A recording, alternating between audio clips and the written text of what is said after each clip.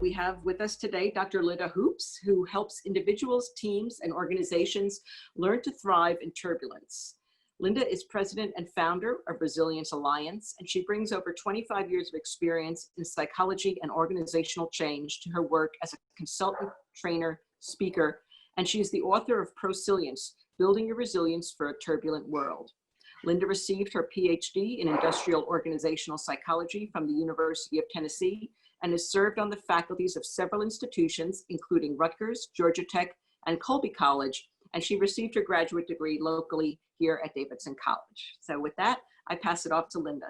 And by the way, Linda was with us last spring, so some of you were experienced her work there, and I encourage you to take a look, if you haven't, at the video already on our YouTube channel of Linda from last spring. Thank you. Hey there, everybody. I think I've seen most of you yesterday or today. And for those times I've been talking about resilience, and those of you who saw me last year were talking about resilience, we are going to completely switch gears right now. When Barbara and I were planning for this as a live event, we really had, a number of things that we wanted to cover. I said we could focus on this or we could focus on that. And she said, well, can we do all of it? And so what this presentation or program or workshop is about is kind of where I got started with all of this stuff around resilience, which is around organizational change. I did the initial resilience work when I was the research director for a consulting and training firm that focused on teaching people how to implement change successfully. And the resilience work originally came out of the question of why do some people seem to move through these changes more easily than others?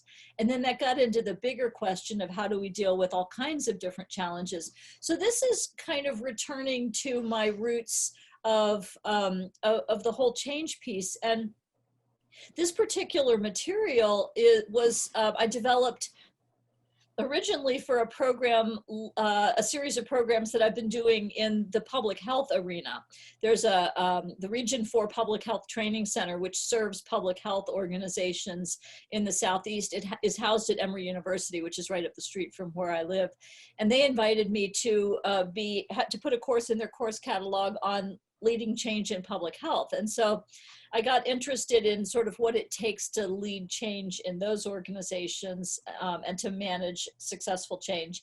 And so a lot of what is true for those organizations is also true in education, in that we're dealing with a lot of turbulence, a lot of different challenges, a lot of changes we're trying to make to keep up with policy changes, to keep up with changes in the political environment, changes in the needs of students and parents. And so I'm bringing that to you from that perspective. This work also is fairly common in corporate organizational settings, but it takes on a little bit different twist when we're working in an environment that has as many different stakeholders as we do. I had the opportunity to do some work additionally with a local school system here and get some insight into the dynamics between sort of the head office and the schools, the important roles that different people play in the system. And so I really want to enter into this conversation, both in a spirit of my own learning and in the spirit of helping you all be more knowledgeable participants in the process of all the changes that are going on in your schools and school systems. So that's where we're starting. I will say that there's a handout which we will not be using in the class, or not be using today, but that I am giving to you as a takeaway. I've already loaded it up as a PDF into the chat window, and we'll make sure and share it in other ways. But it's a workbook essentially that'll take you through a lot of the exercises and material that we're covering here that you're welcome to take away and use as you plan and participate in other kinds of changes. It's got some assessments, some exercises and things to help you think through the process of change. So let's dive in. Those of you who have been on my sessions yesterday and and or this morning know that I tend to use a lot of the interactive features of Zoom, and will continue to do that here. And I've even got a few other things I'm going to try. So this is a fun experiment for me too. So let's go. First of all, I want to start by talking about the word change. So when people talk about, when I ask people, you know, what do you want to learn about change? I hear answers that come from a lot of different perspectives. One is, how do I deal with all the changes that are coming my way? Another is, how do I implement this, you know, working remotely, teaching remotely kind of thing. Another is, how do we deal with the coronavirus? Another is, this is a crazy world. How do we deal with it all? And so I put this slide together to kind of explain some of the vocabulary that I use when I think about this. At the lower left is this vision of turbulence. So turbulence is basically the idea that our world is crazy. You know, that there's a lot of different moving parts, a lot of things swirling around, lots of things are changing. But out of that emerge specific challenges to organizations and systems. So for the school system, for instance, one of the challenges has been, how do we educate our students in this world where we need to avoid getting sick, and you know, where we've got this whole coronavirus thing going on, and we need to figure out how to keep appropriate distance. Out of those challenges arise specific change initiatives. So specific things with a beginning and an ending point and a plan, things that we decide we're going to do to address this. So that may be a program or plan for how we're gonna run our schools or our districts on a remote basis. So change initiatives are bounded things that have a beginning, an end, a process, a plan for getting there. And then out of those change initiatives arise specific changes that individuals need to make. So I need to learn to teach on Zoom, for instance, or a student needs to learn how to interact with whatever the software system is, or parents need to learn specific things. So there are things that arise for individuals. We're going to be working at this level, at the change initiative level. So we're going to be thinking about changes that affect groups of people that have plans around them, and that we would like to, you know, see be successful and deliver the results that we want. And so from that perspective, we're going to be working in the world of what we call change management. So organizational change management. And there is a whole science around this. And there's some data to suggest that when we implement changes in a way that takes these ideas into account, we tend to be a lot more successful in getting the results we want. So McKinsey did some work in organizations looking at change execution competency, sort of an organization's, a system's capability to execute change, and found that the results that were achieved by the top quartile of competency in this area were much larger than those by organizations that didn't do this work proficiently. And so the human side of change, I mean, we can plan, we can project manage all day, but what you'll see in common between this and the resilience work is that this is thinking about how human beings operate. And it's really thinking about what we need to do to take human dynamics into account and human responses into account to make sure that we're getting the best results we need from the projects and initiatives that we're doing. Oftentimes when I do a program like this, we ask people to bring in a specific change initiative that they're involved with, and different people in the room might be working on different things. What we're going to be doing is using the teaching remotely, teaching and learning remotely, or, you know, whatever hybrid version of that we might be doing in different schools as an example. So we're going to talk about what's happening, what kinds of things are happening to put that in place, and we're going to use that as an example as we kind of walk through the key elements of understanding successful organizational change. So I'm just going to stop here for a sec and unmute and speak to ask any questions or make any comments or put comments in the chat window. I'm just curious to hear about what you would most like to learn, or what will be most helpful to you as we go through this work.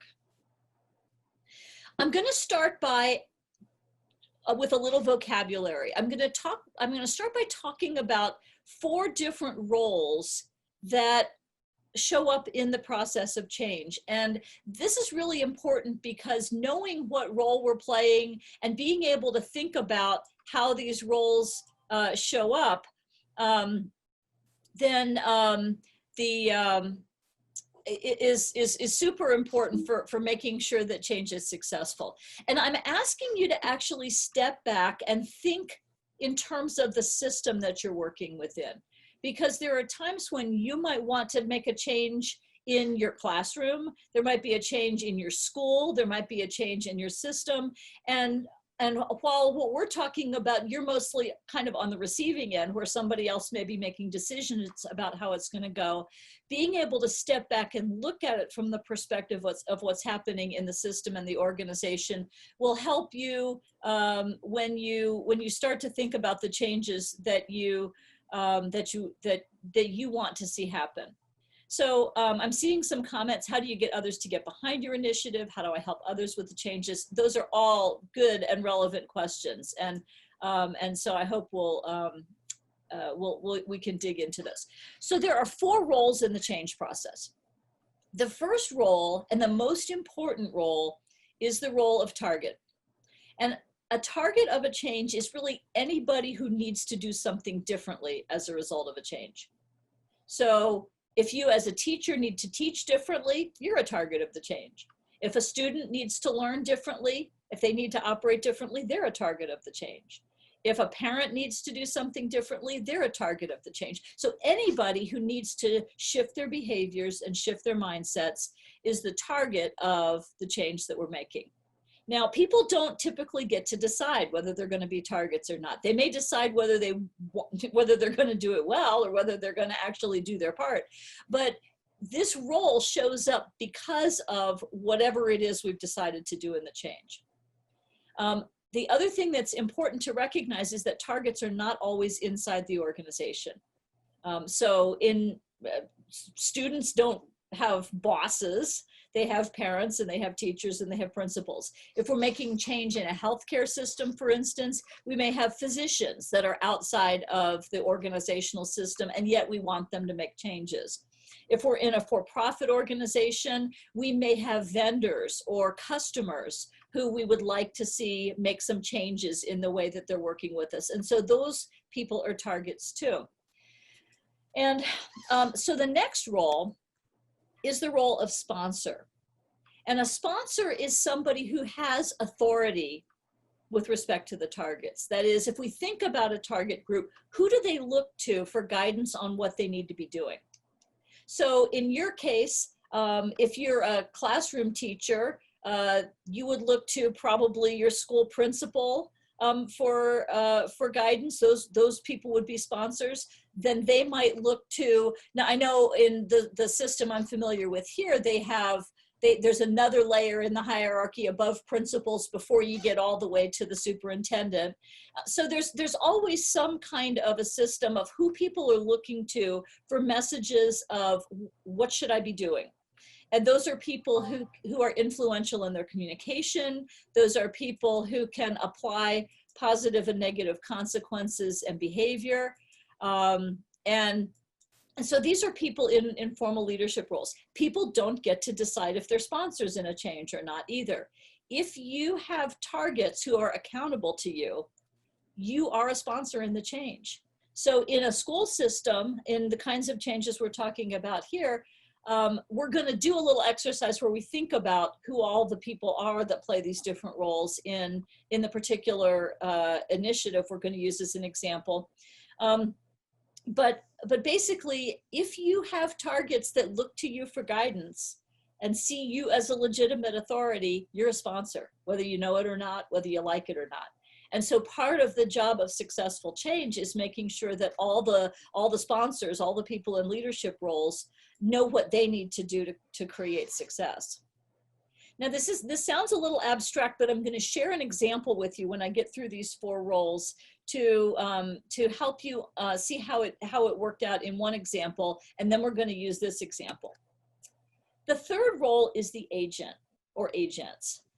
you're an agent in change if you're involved in planning and implementing it. So if you're delivering training, if you're helping people learn how to teach online, if you're, anything that people are doing to make the thing happen, whether it's being part of a project team, a communications specialist, anybody who's providing support for an initiative, is a change agent. And change agents typically get assigned to that job. It may be part of their job if you're in an HR role or a technology role or a curriculum development role or something like that. You may become an agent as part of a change initiative because you're helping get that done. And then finally, there is a role of advocate. An advocate is somebody who has an opinion about the change, who wants to see change happen, has some ideas about how it should be done, but isn't in a position of kind of formal authority. And so if you have an idea about how things should be done, but it's not something that you're in charge of, and you're trying to convince or lobby somebody to do things in a particular way, you're an advocate.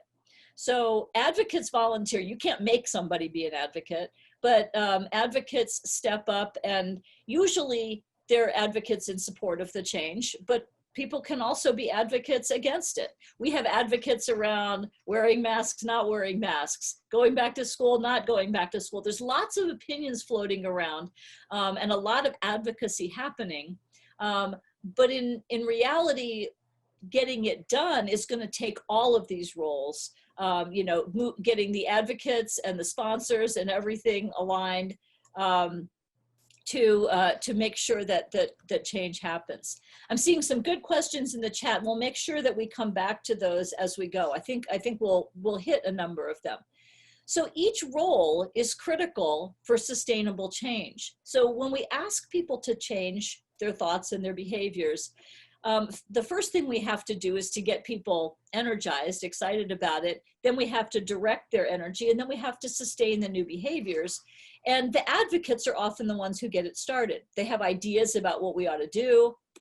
The sponsors are the ones that provide sort of the organizational resources and legitimacy. The agents are the ones that support work. But ultimately, it's the targets themselves, the people who are changing their ways of operating, it's up to them to make sure that we sustain the change. So let's take this out of the abstract, and we're gonna do this as a brainstorm. And what I'm gonna do for this brainstorm is I'm gonna see if I can pull up a whiteboard, and I'm gonna ask you to just brainstorm out loud. If we think about the initiative that the Charlotte-Mecklenburg school system, if I'm getting the language wrong, just tell me, but is undertaking to, about how schools are gonna open in the fall and how that's gonna work. Let's think about who are the targets, who are the people who will need to be doing something different than what they would have been doing in the past. Teachers. Children, or students and parents. Administrators.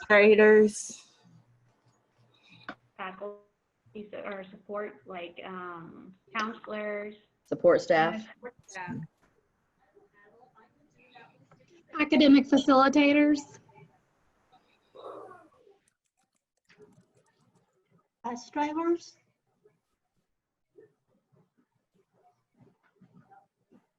Cafeteria staff.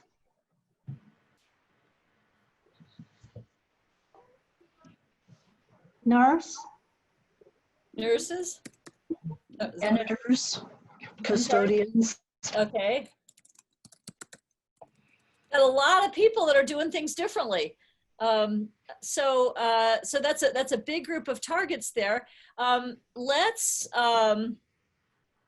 now look at, if those are the targets, who are the sponsors? Who are the people that they look to? Let's start with the teachers. Who do the teachers look to for guidance? Who do they see as the legitimate authority that they listen to? Administrators. Facilitators. Facilitators Mhm. are people that teachers would look to for guidance. Governor Hunt. Thank you. I would say, yeah, politician. School Yep. board. The school Yep. board. I would also think like teachers to teachers, like how it, brainstorming ideas. I mean, that, So I like that. I would see that as more of an agent or an advocate relationship, unless you have it. The main thing about sponsors is that they can apply consequences of some sort. So sponsors are people who can reward or punish. Sponsors are people who have sort of legitimate authority and power to decide what people are going to do. So who do students look to as sponsors? Teachers and parents. Parents. Yep. So if we look at, like, for example, cafeteria staff, who would they look to? The manager. Your manager. Okay, so managers. Is there anybody else for any of these target groups? Who else have we left off as a sponsor? Is there anybody else as a sponsor that we need to pay attention to? It doesn't matter if we have it 100% correct. I mostly want you guys to get the idea of how this works and how we would label what roles people are playing. The health Maybe our- department. I'm sorry? The health department. Yes. The health department absolutely can apply consequences to people. They can make things happen, right? HR. Also superintendents. The area superintendents. So Linda, parents, I guess, are trying to make sure they raise their kids to grow up and, be independent, good citizens. So who would be the parents' sponsors? Or would they have? I'm just trying to think, because they're trying to do this It's a great function. question. So if you're a parent, who do you see as the boss of you? Like, who gets to tell you how to behave? I think, for the most part, it's nobody, right? They're their own sponsors. Like to some degree, there are Society. laws you have to follow, right? There are laws in the books. Okay, so that we've you got have to laws. So educate, yeah, so right. we've got, and so public health officials and all of that could potentially be sponsors that, people that could, if it came to it, make people behave in a certain way. This, Very- I'm going to jump in here. I know hasn't been put and it might be a little abstract, but this is the South and this is the Bible Belt. And a lot of people, you can't separate people's religion, and people will bring that into the conversation. They only answer to God. There's a lot of God talk about moving forward or backward or whatever. And typically it's not universal. It's very, very, very Judeo-Christian, very based on the Bible, very, based on those sorts of things. And I've heard those conversations like God will protect me from this or that sort of thing. So I think it'd be disingenuous not to include that. I think that's a great point. So for many people, God is a sponsor. You look to God for answers about what's the right way to behave and for, rewards and punishments at some level. I think that's absolutely true in the South and in other places. So let's talk about the agents. So who are the people that are involved in planning and supporting the work of moving to remote, fully or partially remote learning? Teachers. Area superintendents and administrators. School board. School board. The curriculum development people. Support staff. Okay. Are there technology people? Yes. Mhm.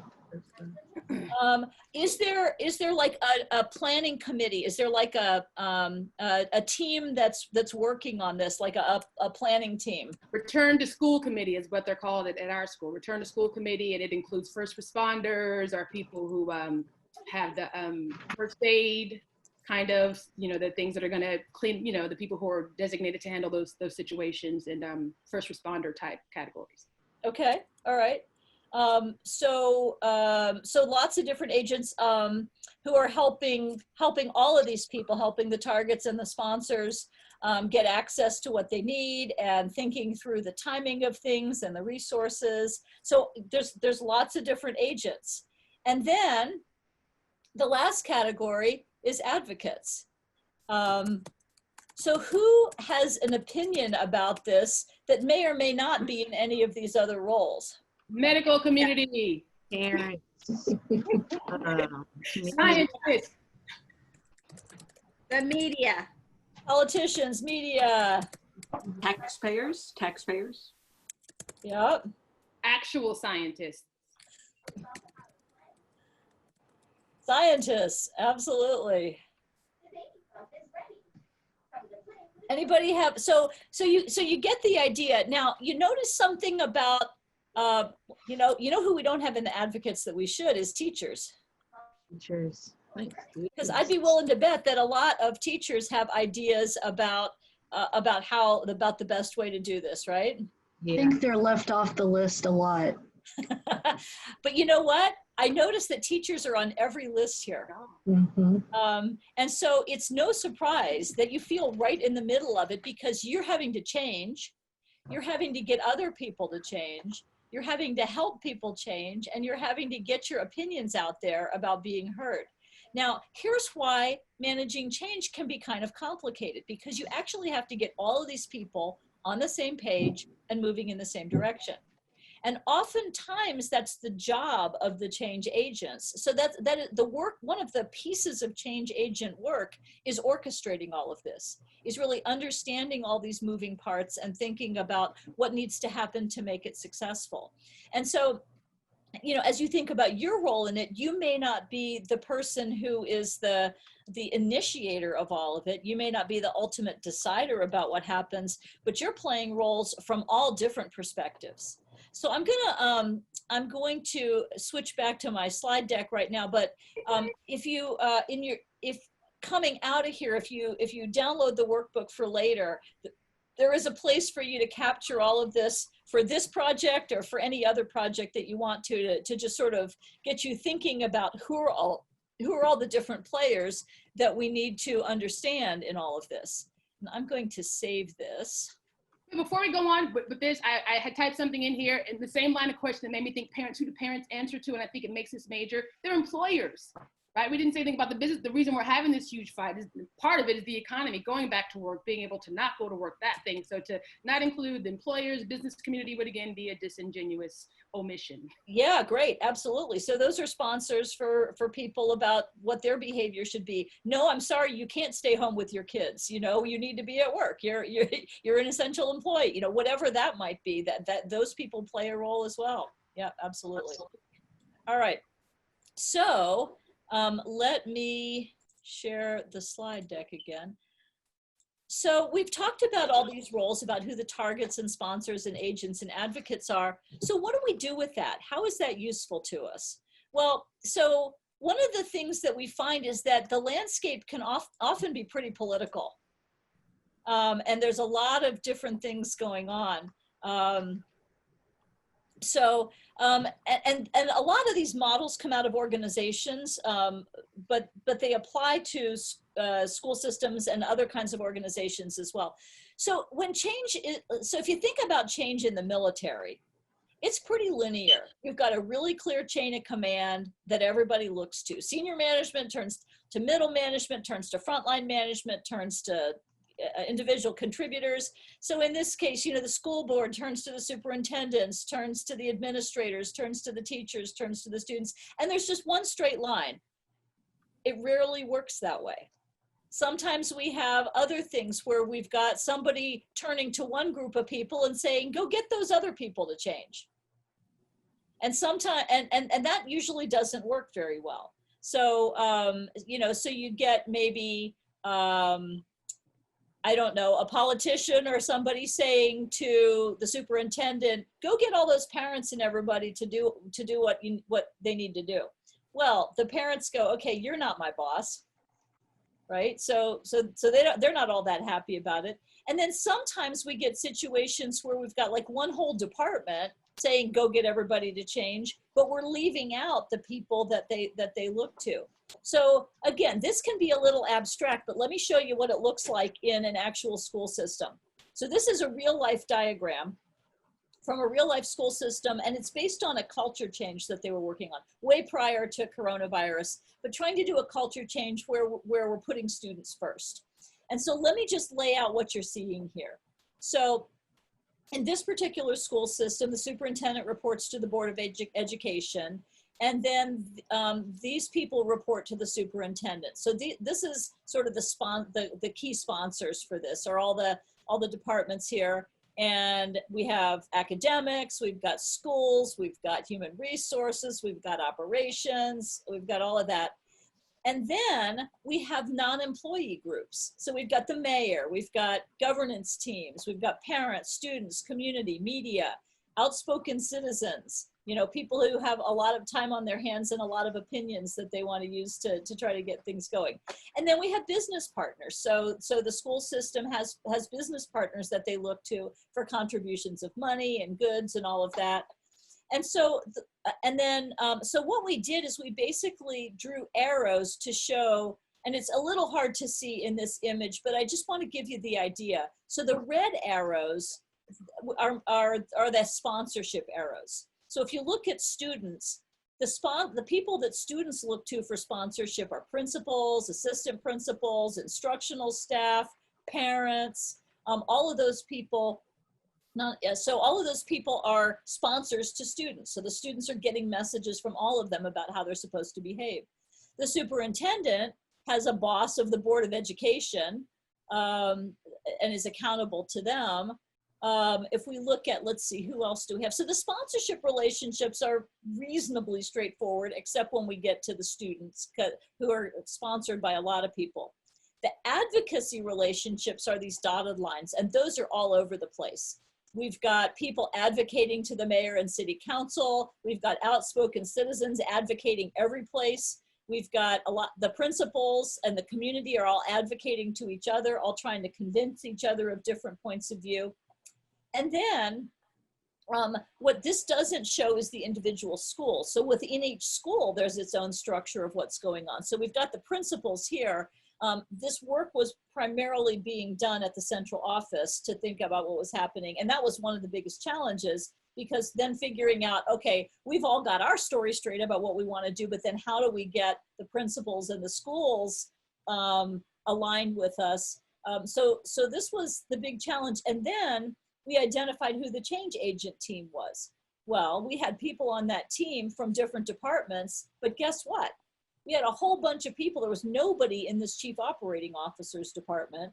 And so there was nobody who was really connecting with this whole function of the facilities and security and cafeteria workers, who have, in this case, a huge impact on the experience that students have from a day-to-day, on a day-to-day basis. And so, so in this initiative, we started working with the bus drivers, which and the transportation department, because they play a huge role in the day-to-day experience that students have. So as we try to create a student experience where we're putting students first, we worked with their leaders and focused on helping them all understand, you know, what kinds of mindsets and behaviors we thought were important, and pulled them together for several events, and, you know, did some really interesting work to try to create this shift in the culture.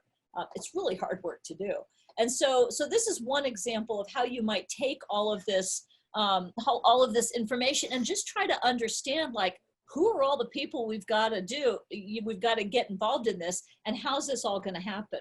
So that's the business about roles and about understanding who all the roles are. What do you guys think about all this? Does this make sense? I know somebody commented that this sounds like a process that National Issues Forum, stakeholders, challenges, trade-offs. Yes, there's a lot of that in there. It's just really understanding who all the stakeholders are and how we get them all moving toward the same goal. So that's why it came to mind, because as opposed to a debate where you have polar, you know, people digging in their heels to their entrenched perspectives, it's more of a coming together process. Yeah, so when this is done well, leaders understand the importance of doing this kind of work, of laying this out, and change agents have the skills to go communicate to leaders about what they need to be doing, educate them about what it takes to be a good sponsor of change, and so on. So, so other thoughts? I was just thinking like it's a lot, but I was thinking about like when I try to make change, it's just getting everybody behind you. And there's just so many roles. It's hard just telling everybody what their role is and people following what you tell them to do. I think that's when things begin to fall through. So I think it's important to make sure that everybody knows their role and what they should be doing in this whole process. Yeah, and it can be really helpful to put people in those role buckets because we need to make sure that everybody who's a target, everybody who needs to shift something, has clarity about what we need them to do. But we also need to make sure that they're getting messages from the sponsors, from the people that they look to, so that the messages from one party and the messages from another party are all singing the same song. Absolutely. All right. So now what I'm going to do is to introduce you to a real basic set of steps that make up the change process. And we're going to talk about some of the important things there. And I want you to just think about, sort of how does this apply to what we're trying to do here? Are there ideas that we have that we can take from this about how to make this process more successful, either at a local level in your part of the world or in the bigger system? So as we move through change, we really think about, where do we start? And in this case, we're kind of in motion already. So we started with pre-coronavirus with a reasonably stable system. We had a way that we taught, we had a way that people came to school, we had just things the way they worked. Then we have kind of a future state that's where we're heading to. And in this case, what we hope is that the future state that we're heading to is temporary. That we're heading to a temporary future state where for a while we're operating in a different way. And so we may have another change at some point to move forward into the next normal. I'm not going to say back because I don't think we ever do.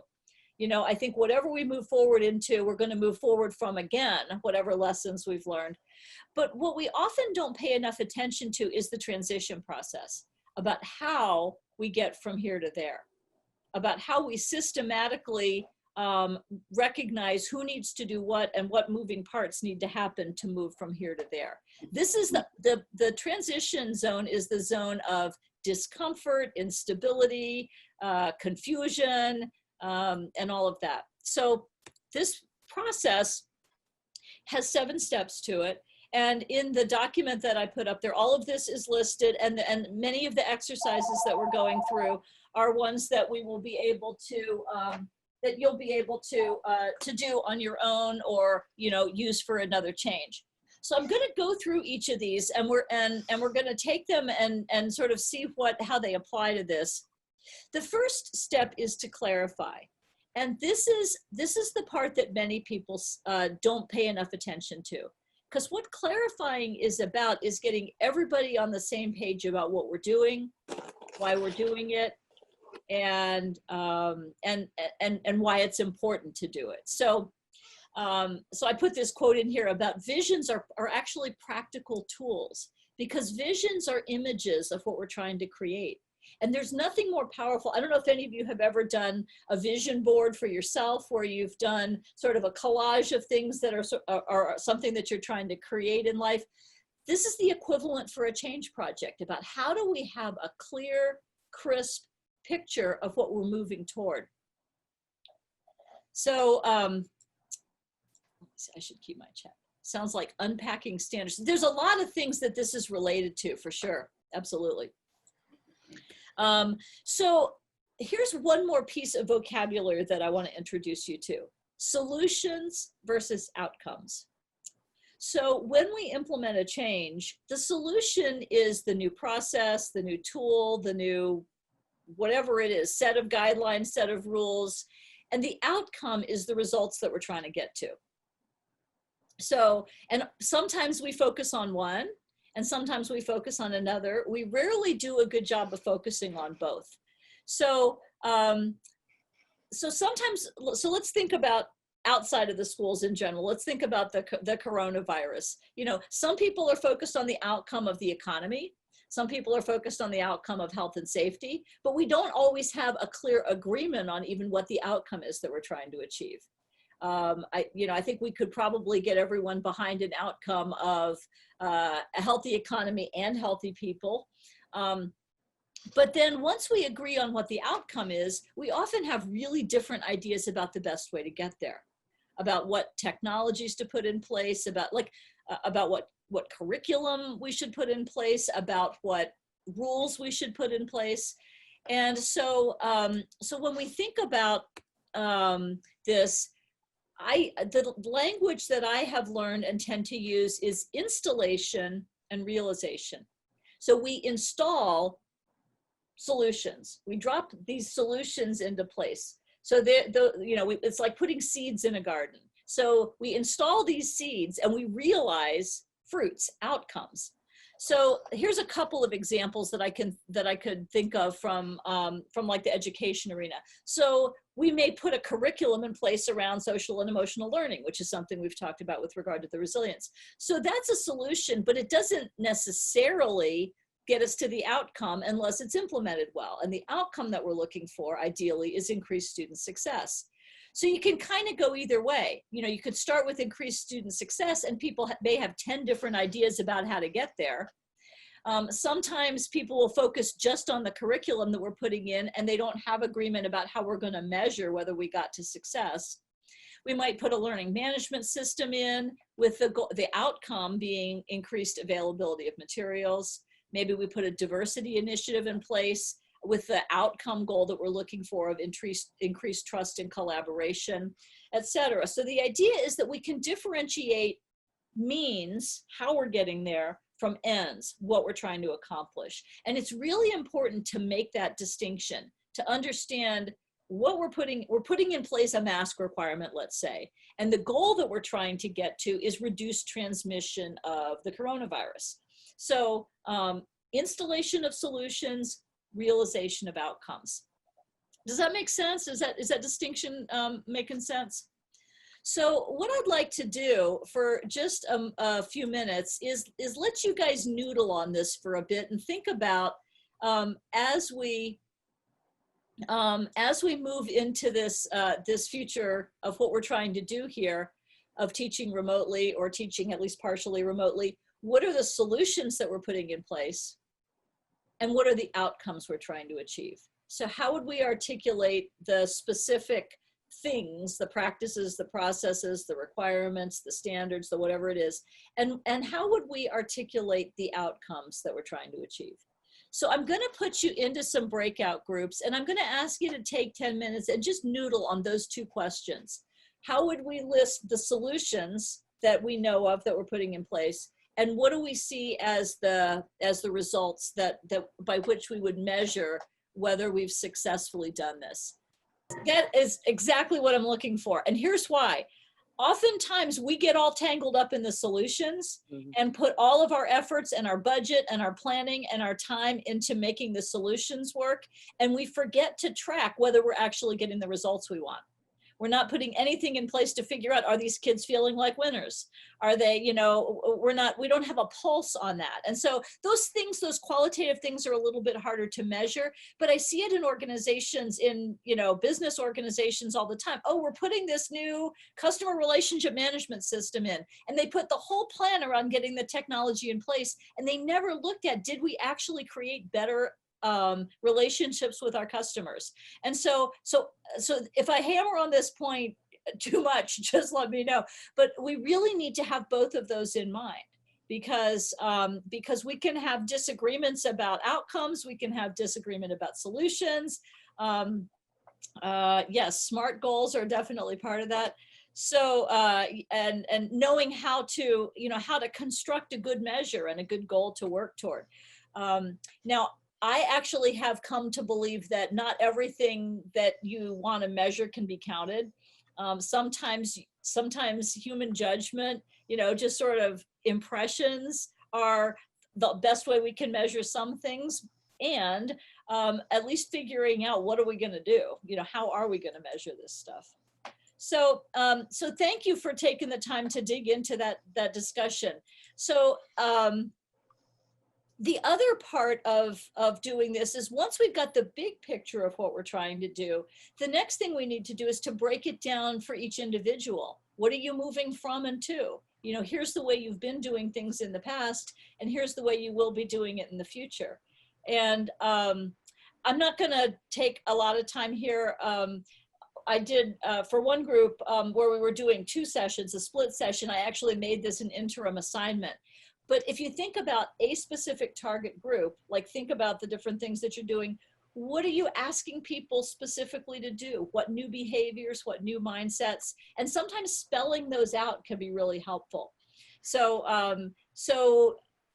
once you've done a map of like who all the targets are and so on, you can take one group at a time and say, what's actually changing for this person? What's the thing that they were familiar with? And what am I now asking them to do? Because that becomes part of the communication strategy. And this is probably not new space for you guys, because when you're learning, that's actually, you know, when you're teaching and doing a learning plan, you're actually trying to figure that out for people. So this is very similar. It's just, you know, in a change, exactly what is it that you want people to be able to do?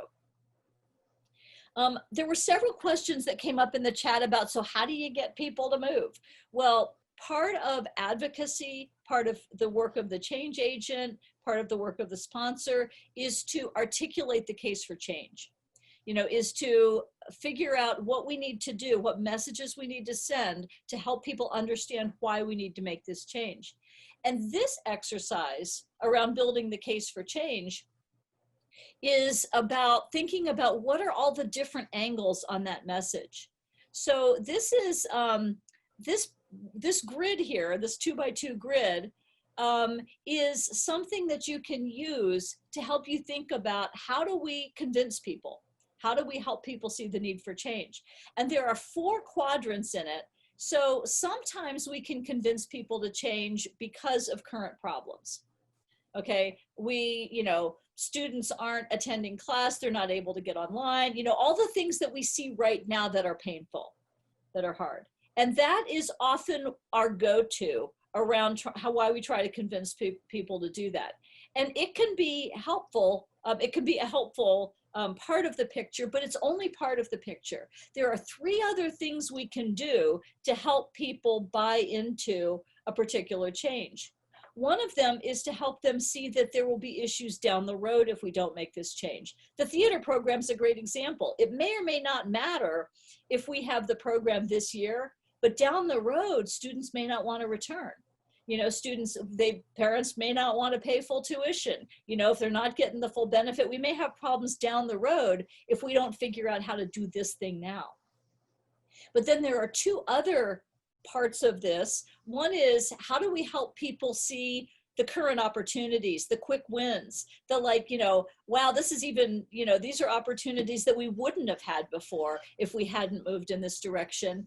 And then there's the part about down the road, if we start laying the groundwork now with some of these things that we're doing, 4 or 5 years from now, after the coronavirus, you know, once we're past all this, here are some things that we can really start to leverage. So getting people thinking long-term around that.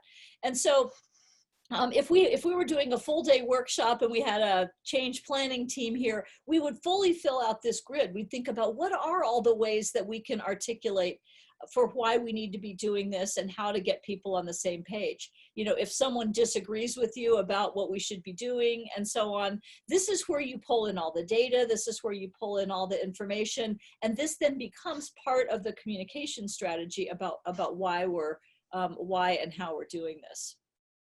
Any questions or thoughts on that?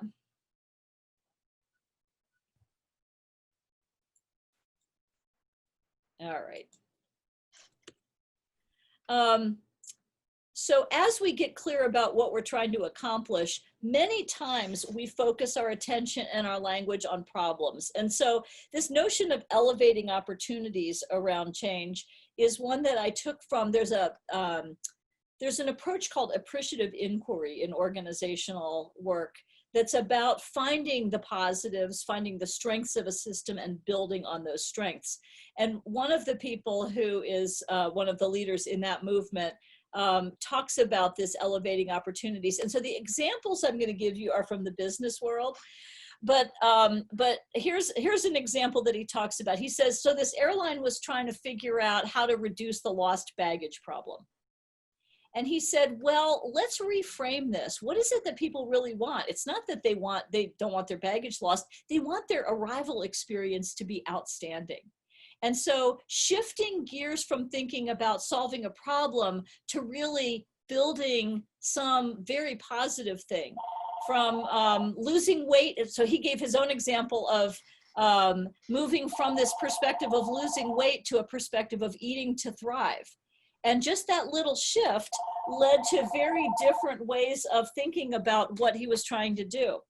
And so I would invite you to think about, rather than just how do we stop the learning loss, how do we reframe this as a challenge of how do we invent, how do we learn to leverage technology in a way that really makes learning exciting, so that when we have all the options available to us, we've now expanded our options and our opportunities for what we can do as we move forward. So just a little point I wanted to make about, we talked about reframing in the resilience stuff, and we talked about about how we shift to the positive. So as we think about what we're trying to do in this situation around around dealing with this issue, thinking about how do we frame this as a real opportunity at this turning point to leverage things for a better education world for everybody. So little bit optimistic there, but hopefully something. So we talked about this 7-phase process, and we spent a lot of time on clarifying what it is we're trying to do, what the solutions are, what the outcomes are that we're trying to achieve, what that means for people. And so once we've got that clarity, then the rest of the process is about where we go with that and how we make it successful, how we get the buy-in that we need, how we get people moving, how we track our progress, and all of that. And so we're going to move somewhat quickly through this, but we're going to stop in a couple of interesting places. And the first one is that the next thing we need to do once we have some idea is to engage people. And when I first learned about change management, this phase was called communicate or announce, as if by telling people what we were going to do, it would get them buying in. And so one of the people that I think of as a wise person in the change arena says that communication for buy-in is the worst idea ever. Because basically what happens is you get a bunch of people that have been sitting in a room talking and really have the most brilliant idea in the world.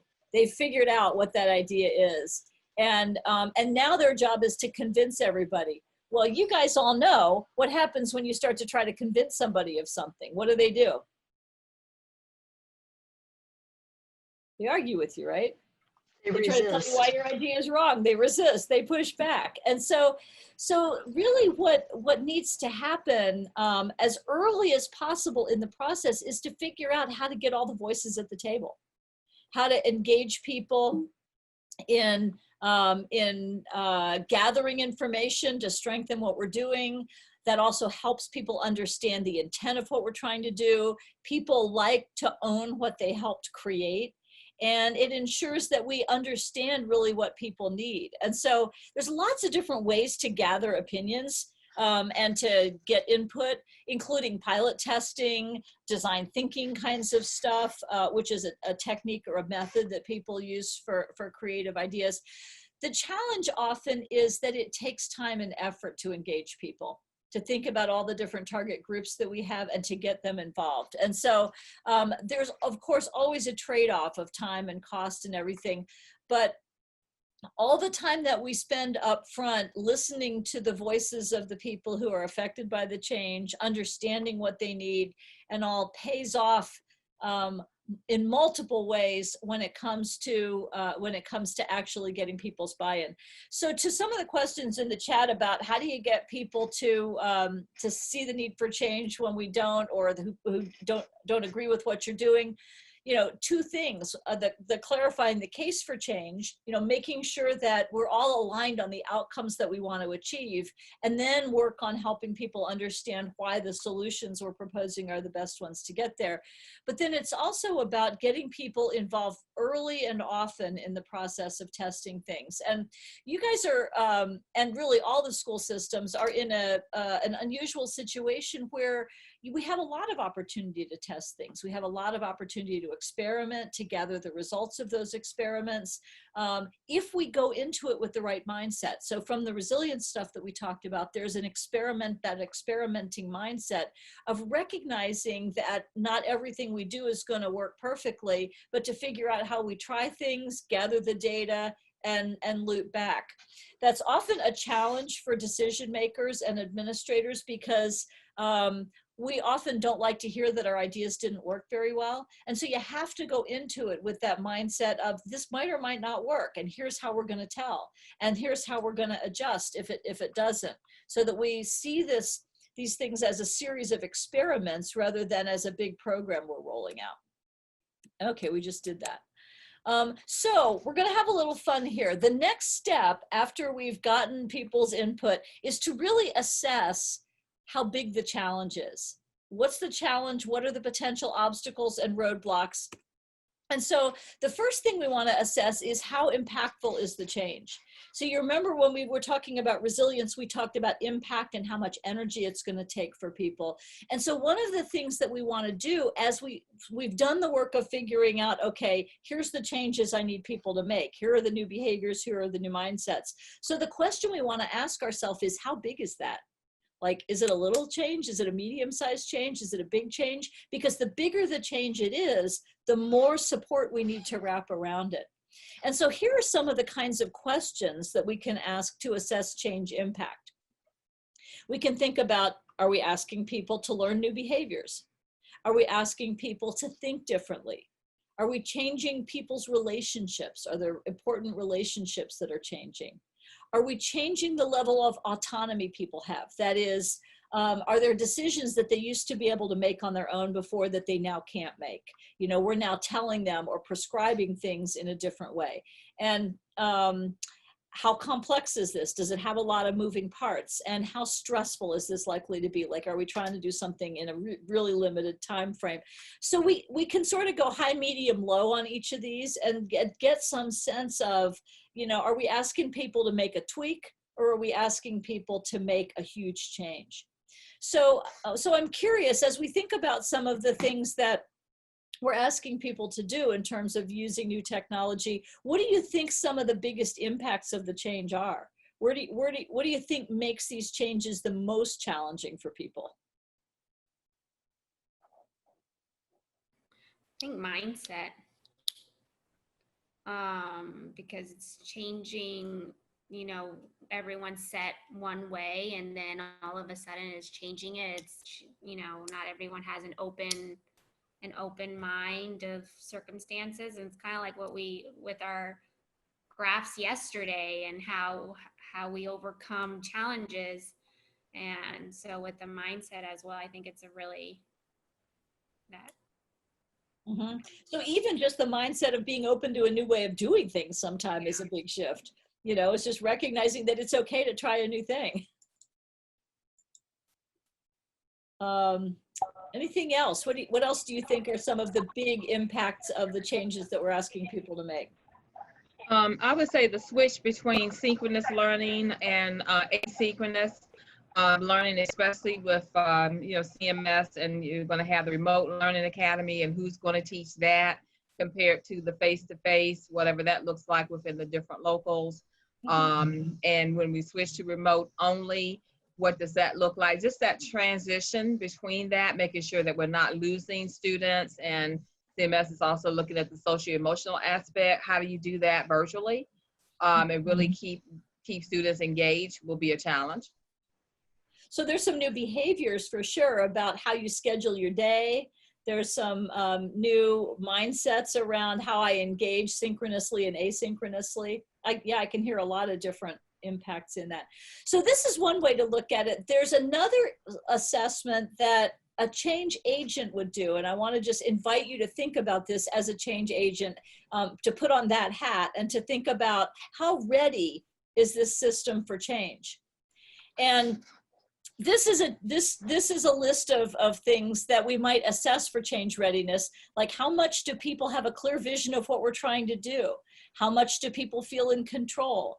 And so here's what I'm going to ask you to do. There's a link at the bottom of this slide that should work for you. And it's to a little SurveyMonkey survey. And it's got these 15 questions on a 1 to 10 scale, where 1 is not at all, like people don't have a clear vision of the desired state we're trying to accomplish. And 10 is, yes, they're really super clear about what we're trying to do. So if we look at the first question, clarity, we've got responses all over the map, but most of the responses are around 2, 3, 4, 5, 6. So we're kind of at the lower end around that. Control all the way down here. We've got nobody, a lot of people don't feel like they have control over what happens. People understanding the nature and the impact of changes they need to make. Looks like most of the responses are around 3, 4, and 5. Around energy, we're kind of around 3, 4, and 5 as well. Case for change is a little better. We've got some people looking at understanding and accepting the reason changes are made, not as many down at the low end. The solution kind of in the middle. We see the solution as a practical and achievable way. Plan, a clear understanding of the plan for moving. I'm seeing most of the responses down in the 2, 3, 4 area. Senior sponsors, kind of middle of the road. Local sponsors, sustained and effective support, all over the map here. Change agents, kind of middle. People can acquire the skills and abilities. People are willing. People likely to value input. A lot of teamwork. I'm seeing a lot of positive responses on the teamwork end of things, which is really encouraging. And people are likely to display high levels of change readiness and openness to change. So that's kind of in the middle there. So here's what it looks like as a graph, but it's kind of hard to see that way. And I couldn't quickly figure out how to pull the averages without pulling a spreadsheet out of it. So anyway, very interesting. So these are the kinds of questions we would be asking ourselves as change agents. So we've talked about clarifying, we've talked about engaging, we've now done some work on assessing what some of the obstacles or barriers or success factors are. And so the next thing that we go into is planning. And so just from a change management perspective, putting a change plan together is the next thing that a team would do. And that's mostly a plan that's designed to help people move through the transition process. And I'm sorry. And so the typical work streams that we might have in a change management plan would be intent, which is how do we keep everyone on the same page about the vision of what we're doing and what we're trying to accomplish, which it sounds like is a moving target in your case. How do we engage people? How do we make sure that leaders are doing what they need to do? How are we communicating? What kind of training? What kind of support? So if someone was putting a plan together around the change management piece, these are the kinds of things that they would be doing. So I'm curious about what are you seeing around the work that's being done in each of these areas? Is that visible to you? Are any of you participating in any of this work around the initiatives that are taking place? So I have actually found myself stopping using the term resistance to change, because what I have come to believe is that people don't resist change in general. They resist changes that they feel like are being done to them or that are violating some important need they have. And so this crosses into the resilience zone. As we think about human responses to change, we have 3 core needs. We probably have more, but we have at least 3 core needs. We need to feel safe. We need to feel connected, and we need to feel valued, and we need to feel that our dignity is intact.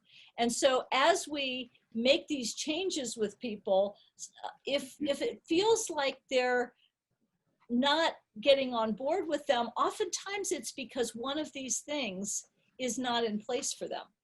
As we move forward and as we track what's going on, you know, as we sort of keep our eyes on things, we're doing a lot of experimenting. And one of the concepts that I really like as we work in a zone where we're doing a lot of experiments is this notion of positive deviance. How many of you have heard of that? You know what positive deviance is? So you're doing something that feels a little out of the norm, but you're doing it for a good cause, okay? So this is an additional layer of meaning to that. And this term positive deviance, as I learned about it, is something that comes from third world development. And it talks about how do we explain, how do we understand why some people are in the same system getting better results? And noticing where those things are happening and figure out what we can learn from that. It's very easy sometimes to think about the things that are not going well and the places where the system is failing and so on. Sometimes there's really important work to be done in finding the bright spots and magnifying them. Finding the places where people are getting, where teachers are getting good results, where, you know, where things we're doing are working, and then figuring out how to multiply those across the system. And so this is this video I'm going to show you is one that's set in the medical arena. So it's in healthcare, but it's an example of, it sort of explains the concept in healthcare. And as I go through it, I want you to think about examples of things that you're seeing people doing that you're excited about, that are really working, that are hopeful for you. And that's where we're gonna, after we watch this video, we're gonna do a breakout, and I'm gonna have you share your brightest examples with people, your hopeful signs, the things that you think are most positive that you see that are going on. And then we're gonna close with rounding up with that picture of what are the hopeful signs, what are the bright spots that we're seeing as all of this is unfolding. So we've talked a lot about why change is hard, all the different moving parts, all the roles and everything, but ultimately as human beings, there's possibility and hope. And so that's kind of where I want to take us as we go into the last part of this. So let me share this video. People visit hospitals because they are sick and want to get better. However, millions of people get sick because of hospitals, or more accurately, because of the superbugs that thrive there. Among hospital-acquired infections, methicillin-resistant Staphylococcus aureus, or MRSA for short, is the most deadly and stubborn culprit. Despite efforts to reduce the infection and mortality rates of MRSA, including robust educational campaigns and strict hygiene protocols, MRSA has been a seemingly intractable problem. Instead of decreasing, the infection rate actually increased 32-fold between 1976 and 2004. And combined with all forms of hospital-acquired infections, the price tag tops out at $6.5 billion. Enter the positive deviance approach, a unique problem-solving strategy. In hospitals around the country, aided by nonprofit organizations like the Plexus Institute and the Positive Deviance Initiative, this innovative approach has been highly effective, in some instances reducing infections by 75%. So what is positive deviance? Why has this approach worked when traditional approaches have not? The positive deviance approach is an inside-out strategy that seeks local solutions to local problems. It looks to internal solutions instead of external best practices. It's upside down, considering inputs from all levels of the hierarchy. It's also backwards. Unlike most problem-solving strategies, which focus on what is broken, the positive deviance approach focuses on what is working. Positive deviance is based on the notion that variance exists within any population, and that individuals on the positive side of the curve hold the answers to your biggest challenges. The key is finding out who these successful outliers, or positive deviants, are, and determining how they achieve success when their peers or neighbors have not.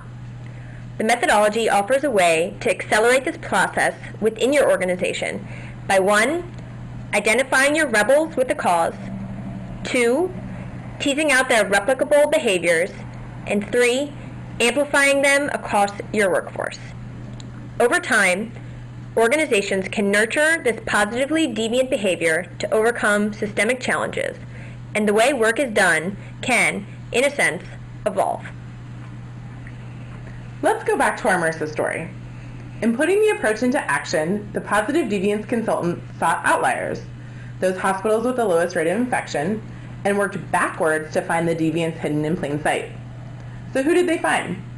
At the Albert Einstein Medical Center, they found Jasper Palmer, a hospital worker who challenged protocol by disposing of his hospital gown in a unique way. Instead of placing it in the bin as instructed, he rolled it into the size of a baseball and stuffed it inside of his gloves. Then he threw it away. The Palmer method turned out to be a highly effective way to contain the spread of MRSA, leading to a 73% decrease in infections at Albert Einstein. At the Billings Clinic in Montana, wearing neckties was an unwritten but well-established norm for the male clinicians. However, a critical care doctor bucked the trend by ditching his ties because he suspected they were contributing to the spread of MRSA. After he did this, rates dropped, and his medical students soon followed his lead by abandoning their ties and long sleeves. Finally, there was Eddie Yates, a custodian in the VA Pittsburgh healthcare system. Eddie surprised the positive deviance consultants and even challenged the hospital's hierarchy with his knowledge of how infections spread. One interesting observation was that preachers were unwittingly spreading MRSA from patients to patients because of the germs on their Bibles. Once Eddie spoke up and hospital officials listened, preachers started gowning their Bibles, or dressing them in hospital scrubs to lessen MRSA transmission. What these examples illustrate is that positive deviance can happen at every level, and each organization gives rise to uniquely different deviant solutions. The Palmer method, ditching neckties, gowning Bibles. All work, but they work because they are local solutions developed by rebels with a cause who were given a platform to speak up. In any organization, including our own, there are Jaspers and Eddies. They are bending the rules, but their outcomes speak for themselves. While deviance exists within the fabric of every organization, the positive deviance approach is a great strategy for teasing them out. Once discovered, positively deviant behaviors can be isolated and replicated throughout the organization. As leaders, you can go a step further to create an environment where responsibility.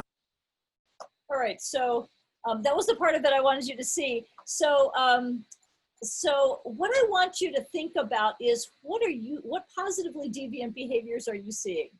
You know, what examples can you think of people that are doing things that are getting unusually good results in the current circumstances, the cool ideas that they're coming up with, the things that people are trying?